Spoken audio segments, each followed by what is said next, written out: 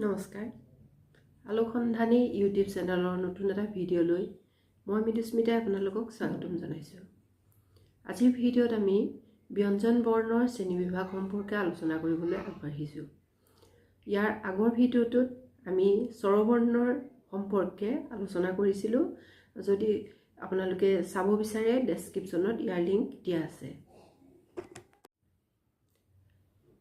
আহক তেতিয়াহ'লে আমি এতিয়া আজিৰ ভিডিঅ'টো আৰম্ভ কৰোঁ। ব্যঞ্জন বৰ্ণ কাক বোলে? যিবোৰ বৰ্ণই স্বৰবৰ্ণৰ সহায় নোলোৱাকৈ নিজে নিজে উচ্চাৰিত হ'ব নোৱাৰে তেনে বৰ্ণক ব্যঞ্জন বৰ্ণ বোলে। সংস্কৃতৰ আৰ্হিতেই অসমীয়া বৰ্ণমালাত 21টা ব্যঞ্জন বৰ্ণ আছে।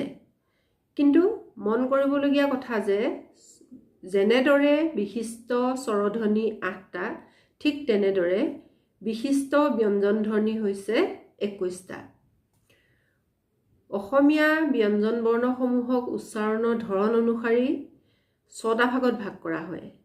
যেনে স্পৰ্শ বৰ্ণ, নাসিক্য বৰ্ণ, উষ্ম বৰ্ণ, কম্পিত বৰ্ণ, পাৰ্শ্বিক বৰ্ণ, অন্তস্থ বৰ্ণ ইত্যাদি। অন্তস্থ বৰ্ণক আকৌ অৰ্ধস্বৰ বুলিও কোৱা হয়। আকৌ উচ্চাৰণৰ স্থান অনুসৰি 5টা ভাগত ভাগ কৰা হয়। সেইকেইটা হৈছে ওষ্ঠ বৰ্ণ, দন্তমূলীয় বৰ্ণ, তালব্য বৰ্ণ, পশ্চ তালব্য বৰ্ণ আৰু কণ্ঠবৰ্ণ। এতিয়া আহোঁ স্পৰ্শ বৰ্ণ। কৰ পৰা মলৈ বৰ্ণবিলাকৰ উচ্চাৰণ কৰোঁতে জিভাৰ কোনো এটা অংশই মুখৰ কোনো এটা অংশক স্পৰ্শ কৰে। সেইকাৰণে এনেবোৰ বৰ্ণক স্পৰ্শ বৰ্ণ বুলিও কোৱা হয়। আৰু স্পৰ্শ বৰ্ণসমূহক বৰ্গত ভাগ কৰা হয় কাৰণে 5টা বৰ্গত ভাগ কৰা হয় কাৰণে ইহঁতক বৰ্গীয় বৰ্ণ বুলি কোৱা হয়। উদাহৰণস্বৰূপে ক বৰ্গ বুলি ক'লে ক, খ, গ, ঘ, ঙ। তাৰপিছত আছে প্ৰথম ছ বৰ্গ, প্ৰথম ছ, দ্বিতীয় ছ, বৰ্গীয় জ, ঝ আৰু ঞ। মূৰ্ধন্য ট বৰ্গ, মূৰ্ধন্য ট, মূৰ্ধন্য ঠ, মূৰ্ধন্য ড, মূৰ্ধন্য ধ আৰু মূৰ্ধন্য ণ। দন্ত্য ট বৰ্গ, দন্ত্য ট, দন্ত্য ঠ, দন্ত্য ড, দন্ত্য ধ, দন্ত্য ণ। আৰু প বৰ্গ, প বৰ্গত হৈছে প, ফ, ব, ভ আৰু ম। তাৰপিছত আহিছে আকৌ 2টা ভাগত ভাগ কৰা হৈছে। এটা হৈছে অল্পপ্ৰাণ বৰ্ণ আৰু এটা হৈছে মহাপ্ৰাণ বৰ্ণ। এতিয়া অল্পপ্ৰাণ বৰ্ণ কাক কয়? প্ৰত্যেক বৰ্গীয় বৰ্ণৰ প্ৰথম, তৃতীয় আৰু পঞ্চম বৰ্ণৰ উচ্চাৰণৰ স্বৰ কোমল হয় আৰু উচ্চাৰণ কৰোঁতে কণ্ঠনলীৰ দ্বাৰা অতিৰিক্ত বাট। নাসিক্য বৰ্ণ।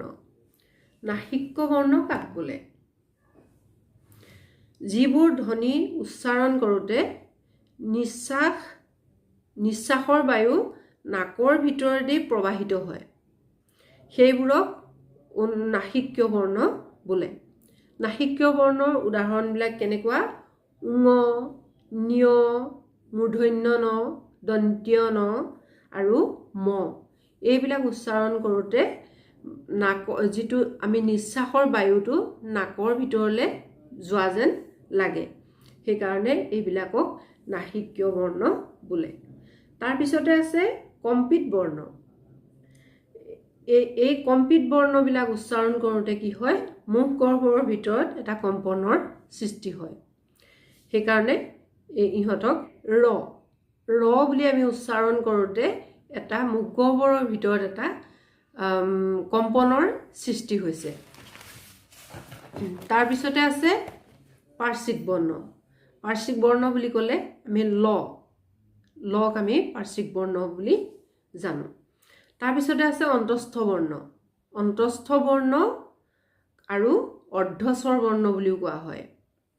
যেনে অন্তস্থ বৰ্ণ কাক বোলে? স্পৰ্শ বৰ্ণ আৰু উষ্ম বৰ্ণৰ মাজৰ 4টা বৰ্ণক যেনে অন্তস্থ জ, ৰ, ল আৰু ৱাব্বক অন্তস্থ বৰ্ণ বোলে।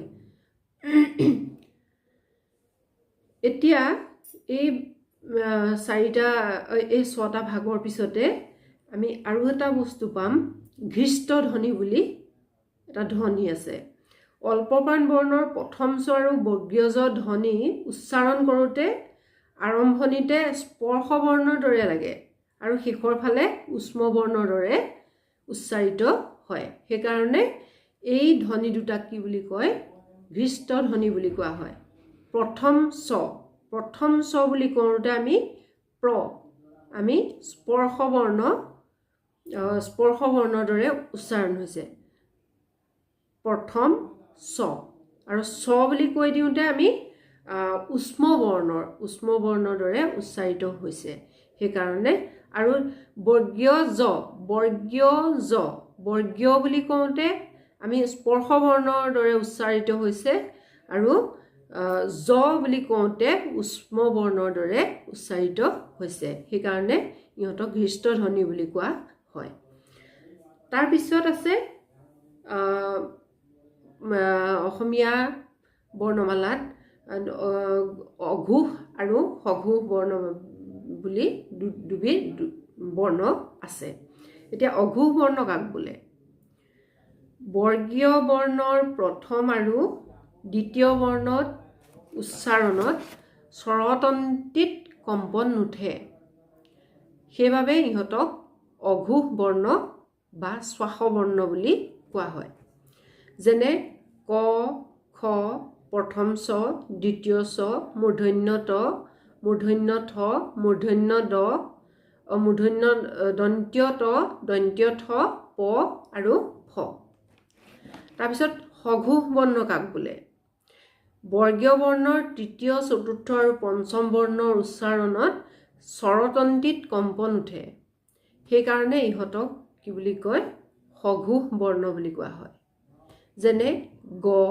ঘ ঙ বৰ্গীয় জ ঝ ঞ মূৰ্ধন্য দ মূৰ্ধন্য ধ মূৰ্ধন্য ন দন্ত্য দ দন্ত্য ধ দন্ত্য ন ব ভ আৰু ম